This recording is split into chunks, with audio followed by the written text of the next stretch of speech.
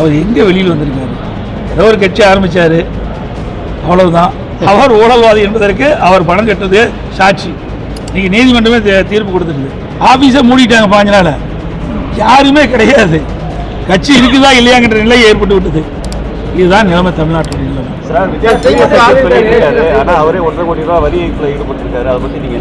நீங்களே சொல்லிட்டீங்க, கேள்வி கேட்டீங்க, பதிலும் சொல்லிட்டீங்க. அதனால அவர் ஊழல்வாதி என்பதற்கு அவர் பணம் கட்டுறது சாட்சி.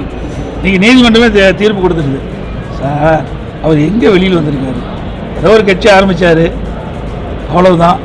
ஒரு சம்பவம் நடந்து போச்சு, நடக்க முடியாத ஒரு சம்பவம் நடந்து போச்சு. அந்த சம்பவத்திலிருந்து 72 நாட்கள் வீட்டை விட்டே வரல. இது வரைக்கும் எத்தனையோ கட்சி தலைவர் இருக்கிறாங்க. ஆனால் ஒரு சம்பவம் நடைபெற்ற பிறகு அதை துணிந்து நின்று அதற்குண்டான தீர்வு காணுவதுதான் ஒரு அரசியல் கட்சியுடைய தலைவருடைய கடமையாக இருக்கும். ஆனால் கட்சி ஆரம்பிச்சுட்டு ஒரு துயரமான சம்பவம் ஏற்பட்ட உடனே 72 நாட்கள் வெளியிலே வரல. ஆஃபீஸை மூடிட்டாங்க 5 நாள், யாருமே கிடையாது. கட்சி இருக்குதா இல்லையாங்கிற நிலை ஏற்பட்டு விட்டது. இதுதான் நிலைமை தமிழ்நாட்டுடைய நிலைமை.